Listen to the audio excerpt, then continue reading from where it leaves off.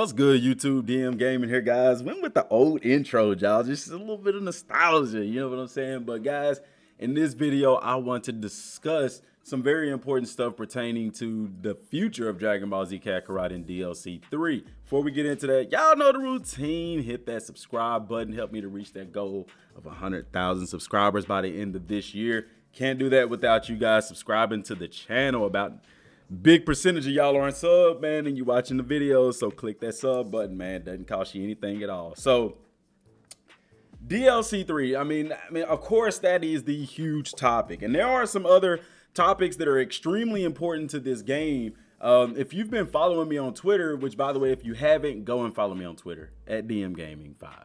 Go follow me on Twitter because, guys, I am trying so hard to get Bandai to do more for not only this game, but the Dragon Ball Z Kakarot community, because they do a lot for fighters. They even have, you know, the live stream showing off the stuff with fighters.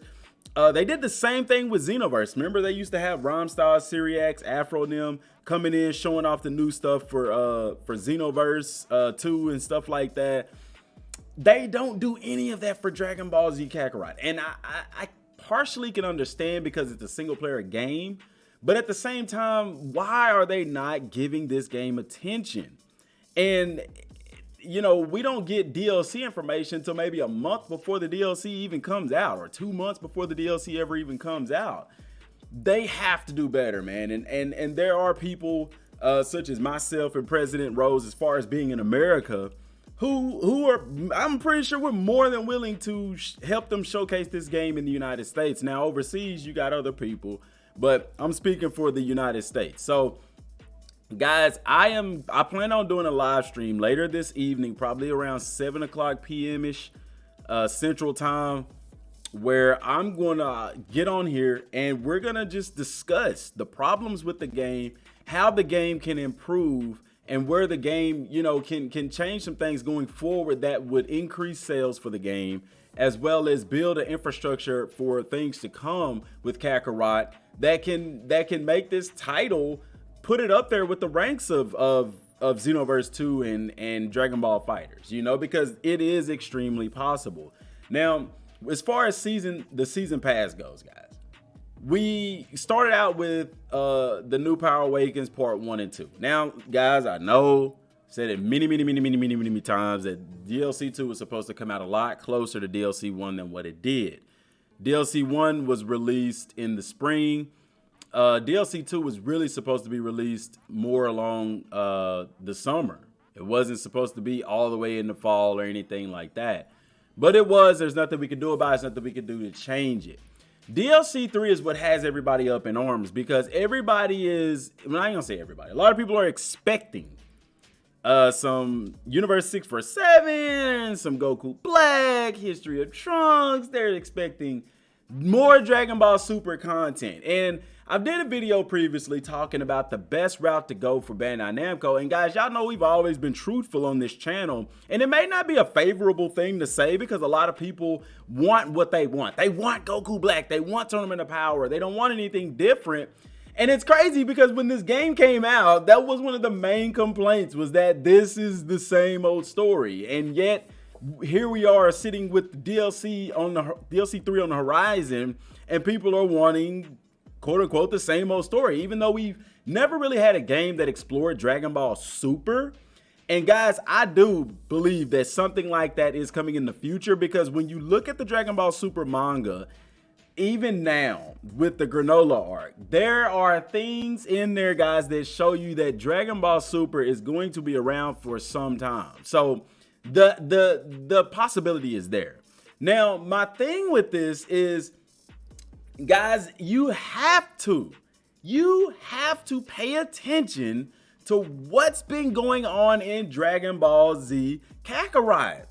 That is going to give you a big clue as to what DLC 3 is going to be. I personally, at this point in time, I don't believe it's going to be so much about Dragon Ball Super, like Goku Black arc, and definitely not Tournament of Power.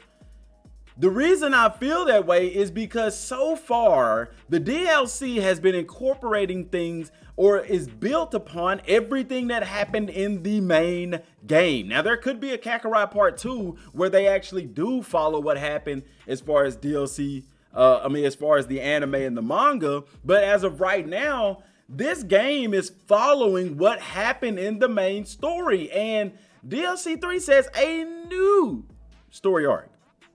Okay, a new story arc. I don't think that it's anything that we're expecting. I think it's something along the lines that I've talked about before, because right now there's still unexplained stories in the game with Banyu, with Android 21, with the rest of the people that we resurrected with the Dragon Balls. Guys, they built on that in DLC 2, A New Power Awakens. And I know some of y'all might ask, I even asked, why is it that we got the time machine and we can replay A New Power Awakens 2, but we can't replay DLC 1? I don't know. But I'm gonna go back to this letter from or this PlayStation blog. I'm gonna put a link to this in the pinned comment. Second boss battle. Just, you know, the lead producer, Ryosuke Hara from Bandai Namco, he says, "Hello everyone, I'm Ryosuke." Yeah, he introduces himself. "Thank you for supporting this game so far. We have new exciting content coming soon. Opportunity to give an overview of the upcoming DLC." He says, "We have quite a large gap between the first and second DLC, so I really appreciate everyone's patience." We were not very patient. I know I wasn't. "In The New Power Awakens Part 2, you will be protecting Earth from the invasion of Golden Frieza." But this is the important part of this. He says right here, "Please keep in mind that while this boss battle episode is built upon the setting from the movie, it actually has its own original story to match the setting and outcomes of the base game, guys." And that's what they're doing with all the DLCs. DLC builds on what happens in the main game, correct? Look at every DLC for every game. It builds on that. If there's a story related to it, it builds off of something in the main game. This is going to be no different. DLC 3 is going to be no different. For example, because it was possible to bring the Ginyu Force back to life in the base game, you will have to take them on in the DLC as well. Also, we know from DLC 2's story that Frieza wasn't, and that's why you don't have Tagoma Nim in the game, because they're using what happened in the main game. This isn't just some cut and paste type of thing. This is something that they're building off of from the main game, and they're making it line up with the story, downloadable content. It should be called an expansion, is really more or less what it is. But guys, take that into consideration when you're looking at DLC 3. Okay, he says here at the end of this article, and you can go and read it, it's not much information that we don't already know, but he says the next and final DLC. And I know you're gonna say, "Boom, DM told you no DLC season pass too." No, he's saying the final DLC of the season pass, guys, which will feature a brand new story arc. Okay, it's still undergoing development, and we are really hard at work to make it an exciting and fun content to play. Really look forward to announcing more info in 2021. So in the meantime, please enjoy New Power Awakens 2 and prepare for the next challenge. Now, I don't know, maybe this could mean that there won't be another season pass. The way that CyberConnect 2 worded some things that I talked about in the tweet in the previous video, I believe that there will be. I think that he's referencing this to the particular season pass 1 DLC. But, and I know people are going to say, okay, well, if it is the final DLC, then that means that we should have Tournament of Power, blase, etc., etc. That's not actually the case, guys. He says here, it features a brand new story arc, guys. There are still stories from the main game that are yet to be told and fulfilled, and those all pertain to the people that we resurrected with the Dragon Balls, as well as Banyu, as well as Toa and Mira's role in the game, because even in the game, it doesn't quite explain why they're there. You see what I'm saying? And Android 21, guys. Those stories are still left untold, and I believe that that's what DLC 3 is going to do, is going to culminate those stories into one. I don't expect Dragon Ball Super continuation content. If they do something like that, could be in a future season pass content or something to that effect. But as far as DLC 3 goes, I think we kind of have to pump our brakes a little bit. You get what I'm saying? Because it's not, I'm sorry, it's just not making sense from what's being said from what they've done in the previous DLCs and how they've built on the stories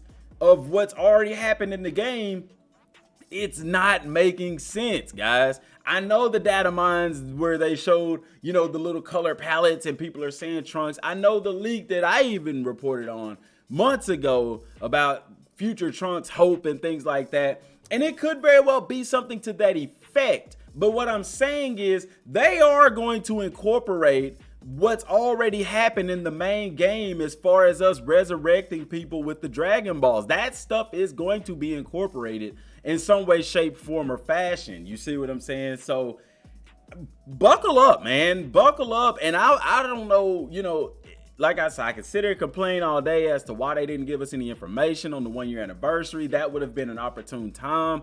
And it to me, it's bad for business. I mean, we'll talk about that stuff in the live stream.